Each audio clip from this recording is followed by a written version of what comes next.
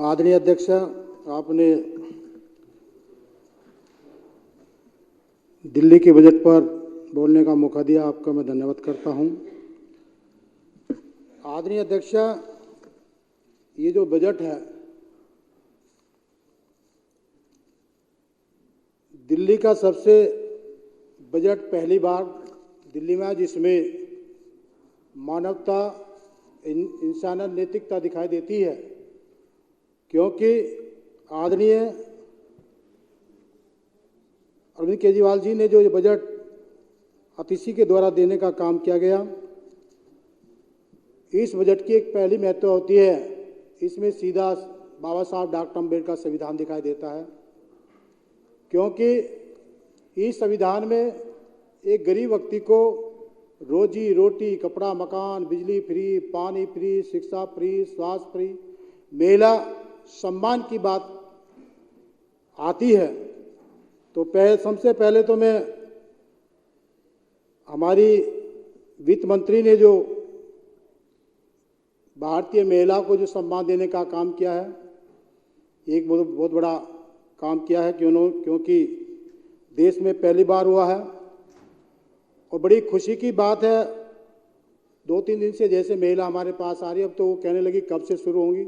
1000 रुपये की जो महिला सम्मान राशि दिल्ली सरकार देने जा रही है, उनमें खुशी की लहर है, क्योंकि एक परिवार में 2 बच्ची भी हैं, 3 लड़कियां भी हैं। तो यदि 3 लड़कियां 18 और 50, उसके साथ साथ हमारी कुछ महिला ऐसी रहेगी जिनकी जो वृद्धा पेंशन नहीं बन पा रही थी, उनको भी मिलने का एक अच्छा एक मौका मिला, क्योंकि वृद्धा पेंशन बंद होने की वजह से उनको पेंशन नहीं मिल पाई, वो भी महिला इसमें शामिल हो जाएंगी। तो कहने का तात्पर्य है कि प्रत्येक दिल्ली की आधी आबादी को जो सम्मान देने का काम किया है, मैं आदरणीय सीएम साहब अरविंद केजरीवाल जी का धन्यवाद देता हूं। और दिल्ली सरकार निश्चित तौर से इस देश की पहली ऐसी सरकार बनी जिन्होंने ये साबित किया कि वास्तव में बाबा साहब डॉक्टर अम्बेडकर के संविधान रामराज की बात उसमें रखने का काम किया गया, क्योंकि एक संदेश जाता है।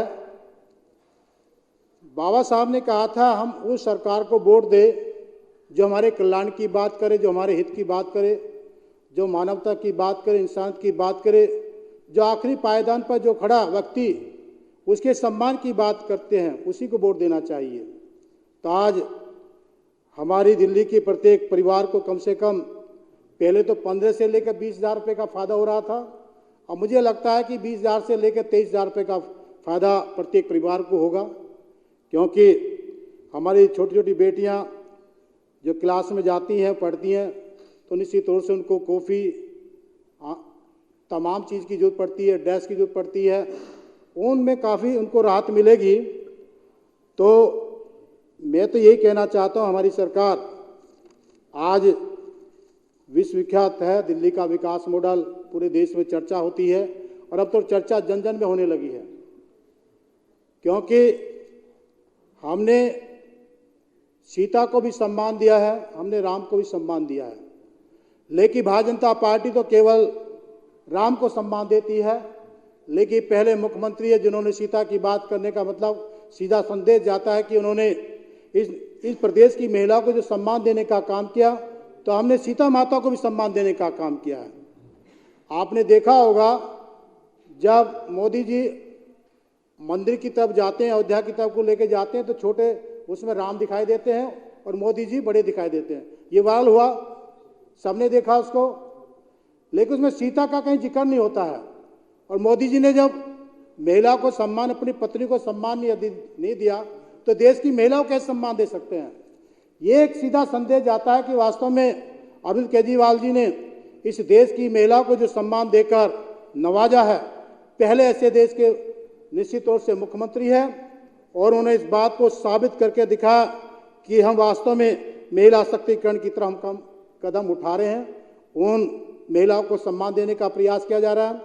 महिला को देखो, अभी हमारी तमाम महिला डीटीसी में जाती हैं, यदि उत्तर प्रदेश से भी आती हैं, हरियाणा से भी आती हैं, यूपी से भी आती हैं, सब महिला फ्री यात्रा करती हैं। तो ये देश की सभी महिलाओं का हमारे यहाँ इस देश की राजधानी में सम्मान मिलता है।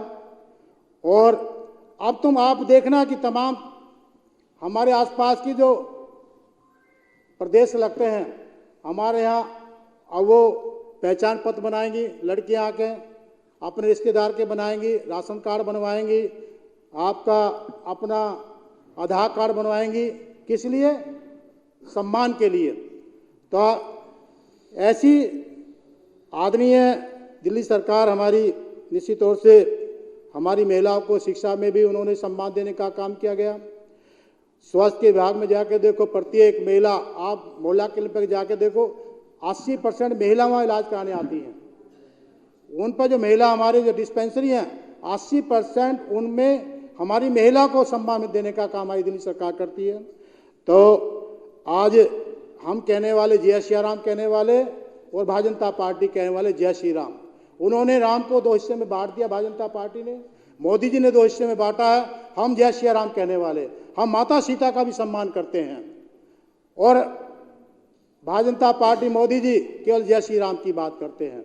तो सीधा यही एक दिशा जाती है कि निश्चित तौर से आम आदमी पार्टी महिलाओं को सम्मान देकर उन्होंने एक इतिहास लिखा है और इतिहास आगे याद किया जाएगा। तो आपसे मेरा कहने का तात्पर्य है कि हम सब मिलकर ऐसी सरकार को हम बार बार बनाने का चाहते हैं। अब अपने आप आवाज़ आने लगी है, अपने आप आवाज़ आने लगी कि देश का मुख्यमंत्री भी अरविंद केजरीवाल जैसा होना चाहिए। ये मैं नहीं कहता, इस प्रधानमंत्री होना चाहिए।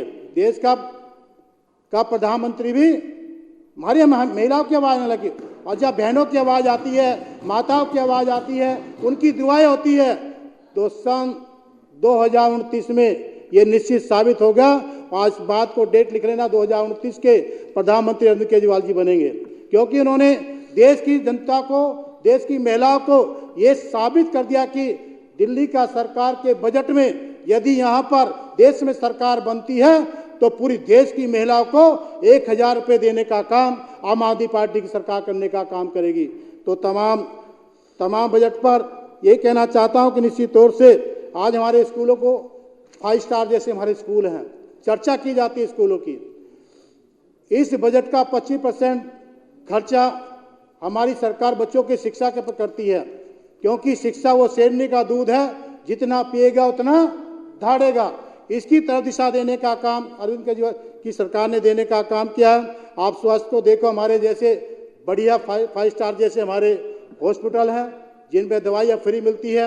ये देश के पहले ऐसे मुख्यमंत्री हैं जिन्होंने इस बात को साबित करा, बिजली फ्री, पानी फ्री, शिक्षा फ्री, स्वास्थ्य फ्री, तमाम चीज़ देने का जो प्रथा देश के पहले मुख्यमंत्री देने का काम किया। तो आज देश की नज़रें केवल अरविंद केजरीवाल की तरफ को देखती है।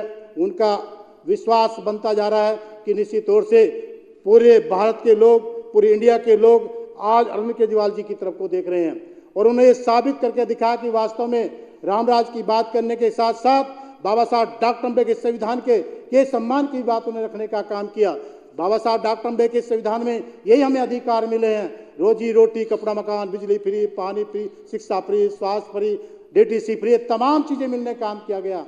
एक मेरे यहाँ महिला रहती थी, तो आदरणीय अध्यक्षा हम वोट मांगने गए उनके पास, तो उसके घर पर एक मंडल अध्यक्ष का एक छोटा एक बोर्ड लगा हुआ था। तो वो यहाँ पर सेंट्रल सेक्टर में सर्विस करती है। उसने कहा कि भैया इस बार तो मैंने अरविंद केजरीवाल जी को वोट देना है, क्योंकि मेरे 6000 की मेरी बचत हुई है।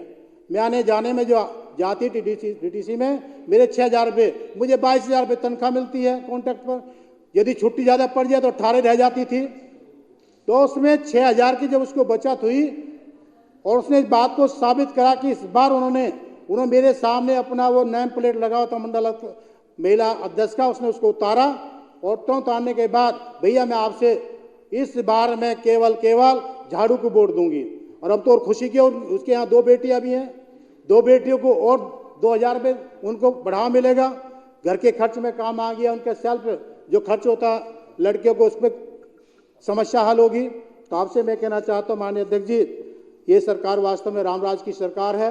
ये सरकार बाबा साहब डॉक्टर अम्बेडकर मानने वालों की सरकार है, जिसमें तमाम मौलिक अधिकार देकर आम आदमी पार्टी सरकार ने देने का काम किया। जो बजट है पूरा दिशा देने का काम करता है, मानवता इंसानियत का बजट है। और ये जो महिला को सम्मान मिला है, ये सम्मान जाति, धर्म, दल, मजहब से उठकर, क्योंकि सभी पार्टी की महिला को ये 1000 रुपये मिलने का काम होगा, या कांग्रेस की महिला हो, कार्यकर्ता हो, या भाजपा की कार्यकर्ता हो, सभी को मिलने का काम होगा। तो मैं कहना चाहता हूं, आतिशी जी ने जो बजट पेश किया है, ये वास्तव में मानवता, इंसान को संदेश देता है। वो जाति, धर्म, दल, मजहब से उठकर ये सभी के सम्मान की बात करी है। तो आपने मुझे इस पर बोलने का आदेश करा, आपका धन्यवाद, शुक्रिया।